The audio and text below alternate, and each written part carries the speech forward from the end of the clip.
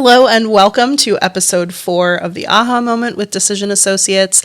I'm Amanda Kochirka and I am happy to be here today with Aaron Phillips, who's the owner of Decision Associates. And Aaron, we're going to be talking about finding your next career move today. Yes. Thank you for having me, Amanda. You're welcome. And this is kind of my passion project. You know that. And years ago, when I joined Decision Associates, our friends, our companies that we work with, everyone knows we do a lot of executive recruiting. Sure.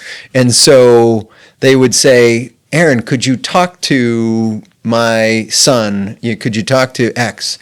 And so what started off about 8 years ago, talking to individuals, we formed a formal process. And that process now, I meet with personally about 40 plus people a year, but other members of our team use it. And what I tell people is listen, if I'm first of all, I'm committed, I'll meet with you and introduce the process to you. But I need you to work the process. And what I've found is those that work the process 100% of the time have a new opportunity in 12 to 16 weeks. And people say, oh my gosh, I don't understand. And I say, I promise you, if you work the process, it'll have it. So I'm excited today. So we can explain all 7 steps, but recognize that if you work the process, it will lead to a new opportunity and a new career. Yes. So if you're listening in on the 7-step process, take some notes and use it. That's why we're presenting it today. So here we go. I want to kind of go through the process, but also we're going to ask some questions along the way and get your reflections. And I should share, I've actually Aaron has used this process with me. In fact, that's how I ended up here at Decision Associates. Fun story. It is. You know, so I'll kind of sprinkle that in throughout as we go. So the first step of the process is pretty, I would say, expected. It's build your resume. But we have some tips for doing that and some points for consideration as far as, when you're looking at resumes, and we look at a lot of resumes with the recruitment work that we do. So what do you think is one of the biggest mistakes that people make when they're building a resume? I think the biggest mistake people make is not identifying what they are the most proud of in their career. And what we talk about is, first of all, many organizations aren't reviewing resumes anymore. They're being being reviewed by third parties and AI and others.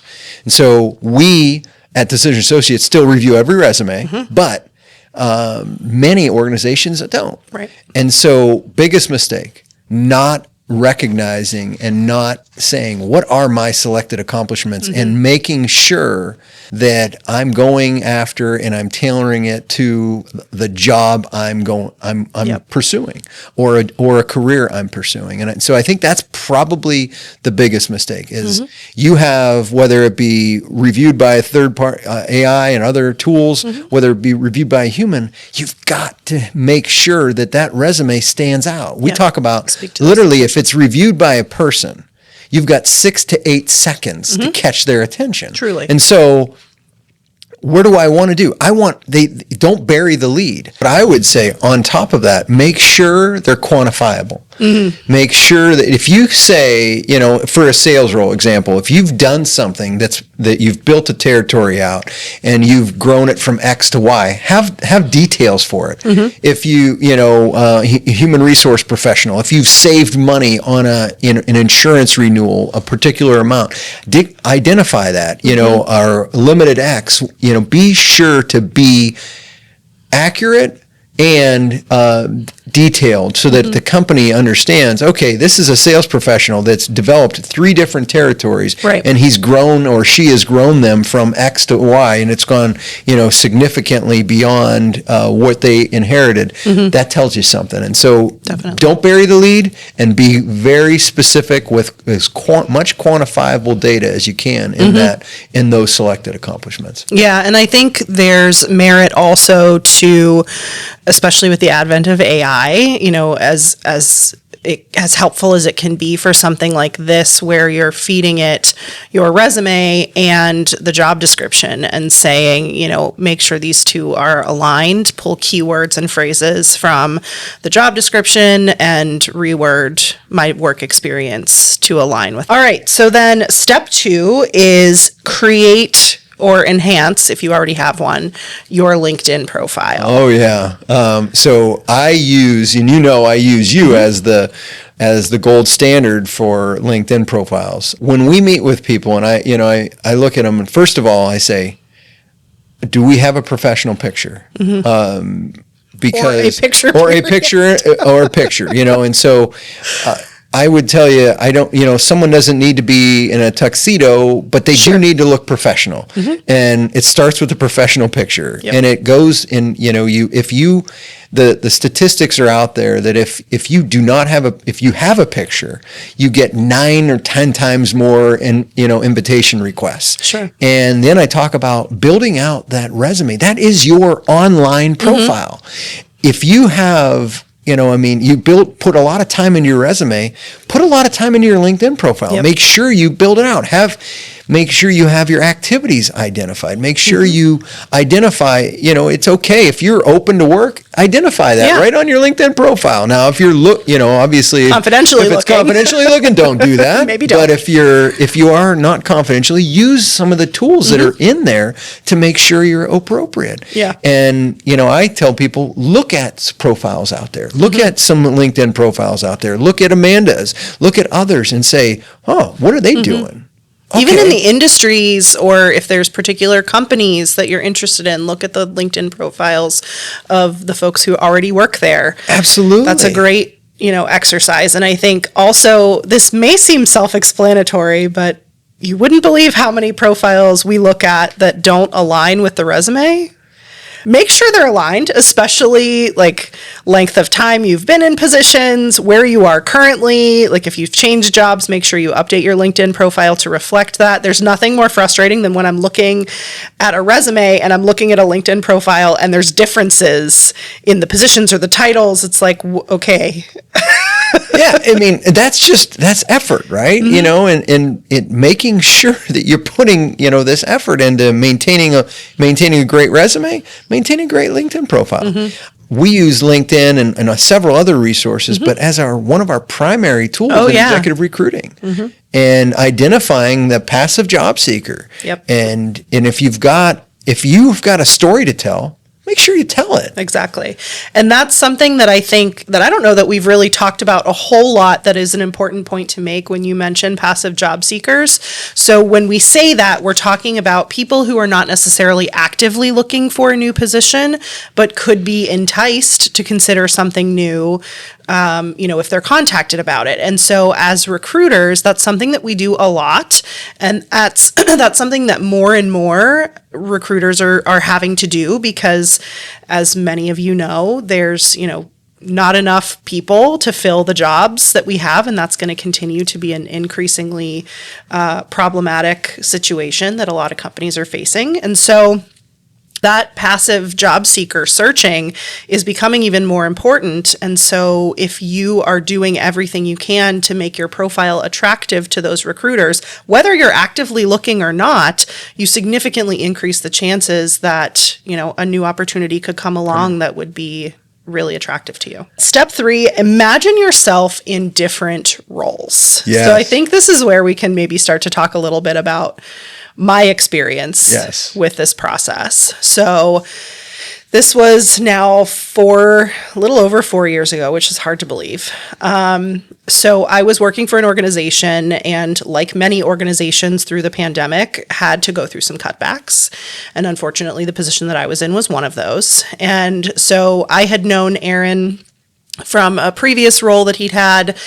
He and my husband actually used to work together, and so I've known Aaron for a long time. But I had been interested in Decision Associates. I'd done a little contract work a few years prior, but I knew that, they did a lot of recruitment work. And so if I was going to reach out to somebody, Aaron would probably be a good person to contact as far as awareness of open positions. And so I reached out to him and I said, hey, my position was eliminated. I'm looking for a new role. Do you have any ideas of things that might be open, or do you know anybody that I should be talking to? And so from that point, he started working through these steps with me, but also really served as an accountability partner, which was incredibly valuable. He started working me through this process and really, because I think up to that point, I had not considered the full breadth of types of roles that I would be skilled for. And that was one area of reflection that was really important for me as somebody who was looking for a new job, was to broaden my horizons a little bit.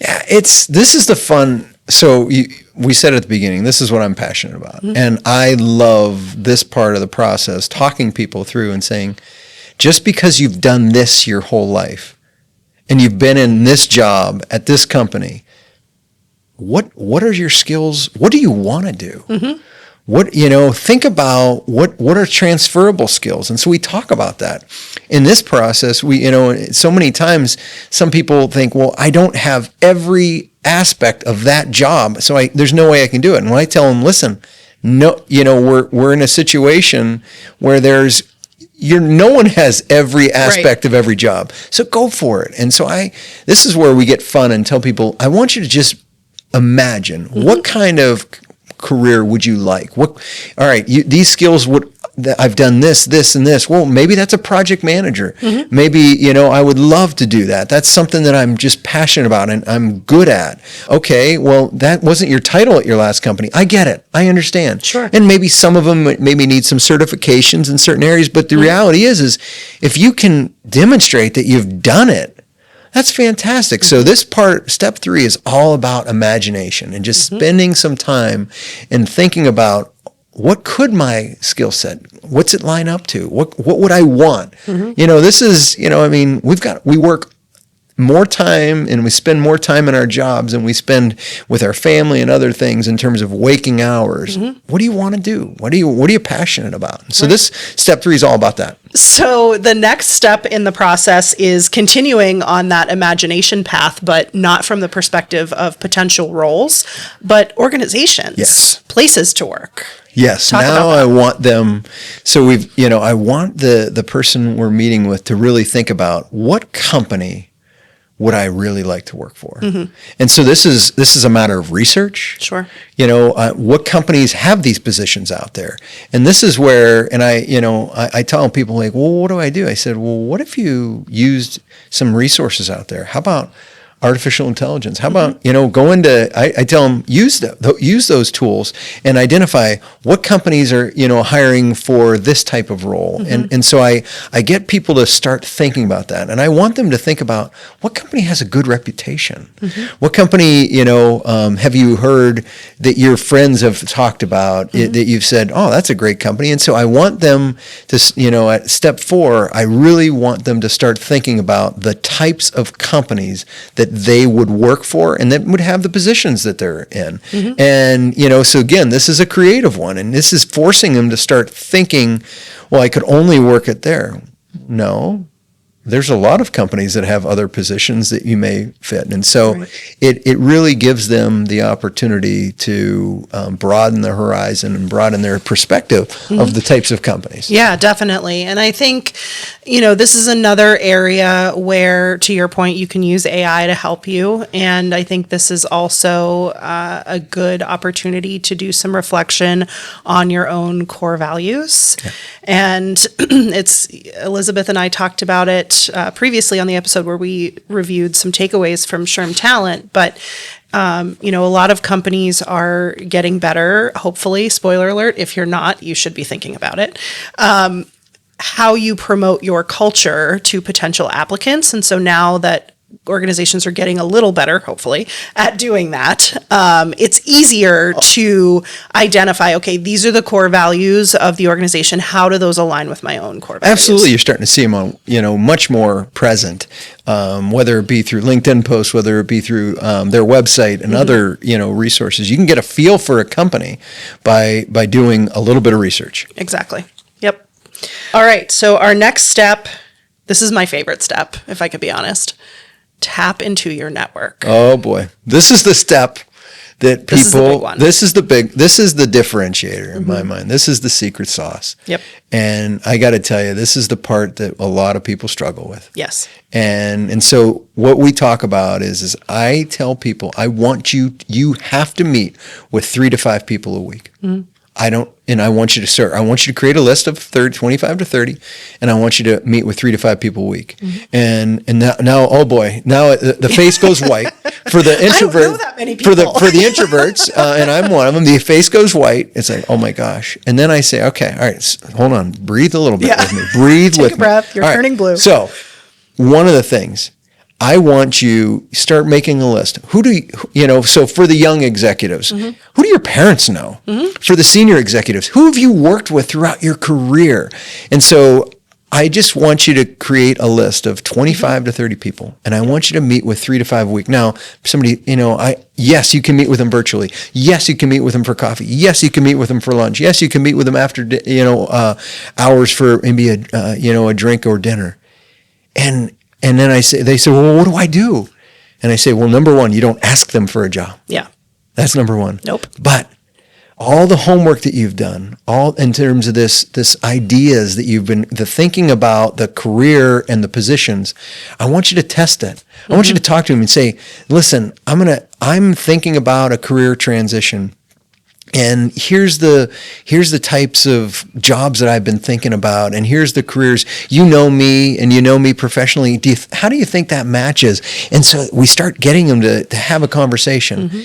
And I say to people, the last thing you're going to ask during that conversation is, who are the 3 people in your professional network that I should know? Mm-hmm. And so now my 30 becomes maybe 90 to 100 because, somebody only gave me 1, I got 2 from here. And what I want them to do when you leave is, number one is that I know Amanda's looking for this type of job and this type of company. And so when they're out talking to their friends, they're like, and somebody says, we've got this position that's open, and they're like, oh my gosh, you'll never believe it, but I just met with Amanda, and she needs, she's looking for a different career. Right. I think she may, be a good fit. And I always say, listen, people want to help people. Mm-hmm. And if somebody turns you down to meet with you, okay, well, you got 29 Move on to the others. next one. Move on to the next, and they're like, they're so worried, and I'm like, I promise you. If they don't want to meet with you, they won't. Mm-hmm. You're not asking them for a job. Nope. If you're going out, you're going to buy the lunch. Mm-hmm. And so it's not costing them anything other than their time, and they want to help people. Mm-hmm. And so this truly is the differentiator. And I look at it, and I'm so, when the ones that do it, that commit to it, it's amazing what can happen. And I also would encourage you to think not just about people that you've worked with in a, work day job, capacity, but also people you volunteered alongside, served on boards, or, think bigger than just your day job, because you never know where that connection to your next position, your next organization will come from. All right. So then our next step, apply for opportunities. Okay. Yeah, this is the fun step. Yes. And because this is the aha moment, honestly. So the majority, I do this 40 plus times a year. Mm-hmm. And so if you're listening out there and you're thinking about a new job, the majority of people, what do? They apply to hundreds, thousands of jobs. Yeah. And then they meet with me because someone told them, hey, why don't you go talk to Aaron? And so by the time I've met with them, usually they're burnt out. Right. I've applied for 150 jobs, and I haven't heard back from any of them. Correct. And often, and I know at the SHRM Talent, they mentioned like 75% we talked about that too. I think 75% of applicants don't even hear anything. Yeah, too many. And so I can tell you, when I meet with people, it's probably 80 to 85. Sure. They don't hear anything. And so they're so frustrated. They're so disappointed, and they're dejected. So. They feel, honestly, it's like, talk about, building self-confidence. Well, this like deflates it at all levels. Quickly. And so then I tell them, all right, and this is the other aha moment in it. And I say, okay, in the United States, how many positions are typically filled by just applying for the role? Significantly less than you would think. What do you think the number is? 15%. It's and this is about a year and a half ago, so I don't know if this data is accurate as of today, but a year and a half ago, it was about less than 10%. Wow. And so I say to people, you're putting all your effort into applying for positions, but it yields so low. Yeah. Now, I always tell people, I want you to apply to 2 to 4 positions a week. Sure. And they say, because I say, listen, I don't want to shut down an avenue that could get, that has 10+% effectiveness. I don't. But I don't want you to put all your effort into that, because that's yielding poor results. Will it yield results? Of course it yields results, but it is not your best opportunity. The best is just connecting with people, networking, building that, and such. So that piece, this truly is the aha moment for people, where they're like, oh my gosh, all my effort is put into that, and it's yielding me nothing. And I'm like, yeah, that's it. Yeah, it's got to be a balance. It does. And yes, I want you to apply, but I don't want you to spend all your time applying for hundreds of jobs, 75 jobs a week. Spending 10 hours is a waste of time. It is. Spend that on networking. The return on investment is so much 10 times higher. 100 times higher, whatever. It's just dramatically higher than you sending and working and sending hundreds of resumes. I think to go back to how I ended up here at Decision Associates, it was going through this process, and I was meeting with people constantly, expanding my network and trying to get some perspective on what else I could be doing, because I had a mixture of marketing and economic development and some project management mixed in there and some event coordination and all sorts of things. Turns out they don't make a job description for that. No? It's a single job description. No single. Believe me, I've looked. So where Erin's advice was really helpful, was in that reflection of, this is a community relations position. It's not something I've done before, but it's certainly something I have the skill set to do, and it's interesting to me. So I applied. And even though I didn't get that position, and I was devastated, full disclosure, really upset when I didn't get that role. I think you called me. I did. Right after. I did. Right? Yeah, I was not in a great place. You were not in a great place. No, you weren't. No, I so vividly Erin remember. talked me through that. And then after some, I believe, running reflection time. Yep. He had an epiphany. Yeah, it was, so that's a cool story. So Amanda got, turned down for a great job. It was a great job, and I think you would have done great at it. But there was another candidate choice. Yeah. Okay, it happens. And so Amanda calls me, and she's just you're just really depressed. Took that one hard. Yeah, dejected. This is Erin. This was my dream job. Like this is I know I was meant to do that. I'm okay, Amanda. And so I get it. But let's keep working the process. Yeah. Let's keep working Can't the process. stop now. Stay focused. All right. And so this was during the pandemic. It was. And so Great gyms were closed at the time, and I love to work out. I work out 6 days a week. Because I couldn't go to the gym, I was running 6 days a week, and my body is not meant to run 6 days a week. And I was doing about 40 to 50 miles a week, and my body definitely isn't meant to do that. And so, but that's a different story and a fun, I'm still paying the price for that. But on one of those runs, I got to thinking about Amanda, and I got, all right, this isn't good. She's not happy. And I had known you at the time probably 12, 13 years. And so I'm thinking, all right, we were growing, and Elizabeth needed a support in the recruitment function and some of the training and development and function.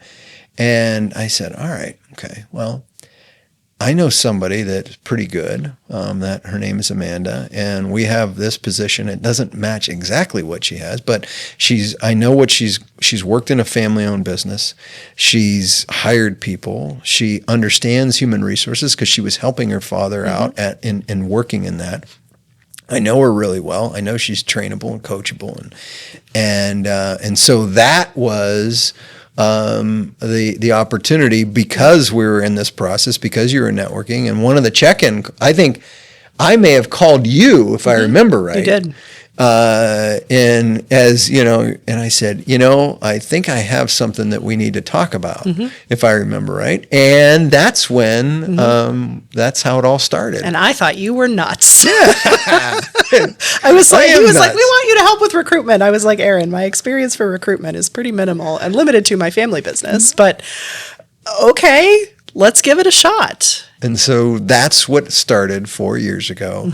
And it started through this process, and it started by networking, staying connected, reaching out, getting, turned down, but it opened another and such. And so, yeah, it's, that was, oh gosh, I remember it yesterday. I mean, I was in my basement working. So everybody can remember those. I was in my basement working at my computer, and I'm talking to Amanda. Don't get great cell reception in my basement. So one of those crazy, and we had fun. But yes, the process worked. It did. It absolutely did. And so one thing that was really helpful for me, especially because I was interviewing for positions that I didn't necessarily have direct experience for, was the last step, which is practice interviewing. Yeah, so I say this with a caveat, and I tell people, please don't think this is weird. You got to hang with me. And they're like, okay. And I say, I need you to set up your cell phone. I need you to set up a Zoom meeting, and I need you to re-record yourself. I need you to record yourself interviewing. And I said, I promise you. And then I give them a couple questions, like, tell me about a time when you had a disagreement with a coworker. And I give them a couple examples, and I say, I want you to, query behavioral-based interview questions. And I want you to ask yourself that question, like you're the interviewer, and then I want you to answer it. And I can promise you, by the time you've answered it 3 and 4 times, first of all, you get so much better. And second of all, it's muscle memory. And so are the questions that you're practicing going to be exactly the questions you're going to interview for? No. But because you've been practicing and thinking about it, it comes different. I was just on last week I was doing this with an individual. He had worked for a company for 35 years, and he just lost his job. Oh, wow. And so you can imagine he doesn't have a resume. Sure. You can imagine he doesn't have a LinkedIn profile and all this. And we were doing a Zoom. This was via Zoom. And I couldn't see him. There was his light was awful and such. And why do we practice? Why do I say practice this via Zoom, via your cell phone? Because the majority of interviews you're going to go on at the first step is going to be that. Right. And if I said to him, listen, when we got to the stage of the conversation, I said, okay, now I can't see you. Right. Or it's blurry. And I said, what if you did this? And I said, change the light. But next thing you know, I can see him perfectly. The background looks completely different. Everything. And some people may think, well, that's, you're being picky. And I'm like, well, maybe, but guess what? You want to look the part, and you're interviewing for a position. Look professional in the conversation and practice. And so this step 7 is, and people have said, I'll be honest with you, Aaron, I did think it was a little weird at first, but after doing it and after it has made a tremendous difference. And I say to people, most of the time people that are doing this are interviewing people regularly, right? But it's different when you're on the other side. It is. And so I want them to really, practice being on the other side. One question that I want to ask you before we conclude is there's a lot of different things that factor into a job search process, whether it's just looking for a new position or a total career path change. What, from your perspective, is one thing that people seemingly always get wrong? And what's one thing that they seemingly always get right, but maybe don't know it? I think they always get wrong their unwillingness to explore a career that may be just a bit different than what they've done. Mm-hmm. Meaning, I want, just because I've always done this, right? I've got to do that. Mm-hmm. And when I'm talking to people, you don't have to do that. Mm-hmm.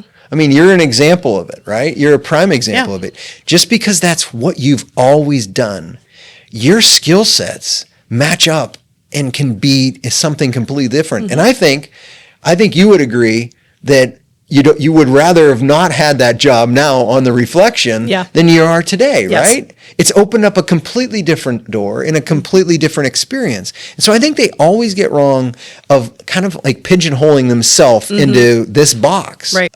What they always get right, honestly, they always get right that their resume stinks. Their resume stinks. Resume can always be better. Yeah, 9 out of 10 really times resumes that I see just stink. Yeah. They, I've had some of them that have been 7 pages, and I'm like, I don't know what the heck you're doing with 7 pages, but if you can't tell your story and in the front and the back, concisely, we've got a problem.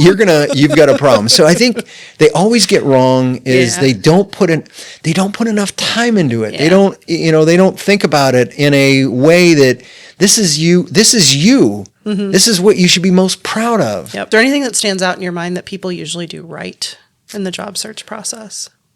Right. Yes. I think the people that I meet with are willing to put the time in. Mm-hmm. They are absolutely willing to put the time in. We already talked about that they put it in the wrong way. Just where it's going. But it's not, they do it right by putting the time in. All right. Well, thank you so much for sharing this 7-step process. I think it's really helpful, especially very timely now that people are, really a lot of people are looking for that next move or an industry change or a career path change completely. And I think this is some great advice to help get them there. I mean, it worked for me. So and we see it all the time. We talk to the people that you've worked with on the process and they find their next move and it's something that they're, may not have expected, but something that they're loving, something they're excited to be doing. And ultimately, that's the best feeling to know that you helped them get there. It's awesome. Mm-hmm. That is one of the most rewarding things that I do is spending, and the time that you get to spend with the people to talk about this, it's fun. It's a warm fuzzy. It is. Everybody works hard and everybody has hard days, and giving somebody a process that can lead them to that next opportunity is so rewarding. So it's just fun. Thanks for having me. It is. Yeah. Thanks for being here. Elizabeth, if she was on this episode right now, she would tell me that we need to give ourselves a round of applause. So even though Elizabeth's not here, we're going to give ourselves a round of applause anyway. So yay us. Yes. So thank you again, Aaron Phillips, owner of Decision Associates and a wonderful leader for our team. So that is episode 4 of the Aha Moment. Thank you so much for joining us. As a reminder, if you want to make sure that you get all of the episodes as they come out, they do come out every 2 weeks. Make sure you subscribe on Spotify. You can also follow us on Instagram at Aha Moment Pod or on LinkedIn. And on LinkedIn, you should follow us both places at Decision Associates. So stay tuned for our next episode. We're going to be interviewing the Chief Culture Officer for Networking Technologies, Wendy Baum, a wonderful client and friend of DA, talking about her experience with developing the culture at NetTech and the great work that she's done there. Really excited for that episode. It's going to be fantastic. So stay tuned for that. Make sure you subscribe in the meantime, and we will catch you next time.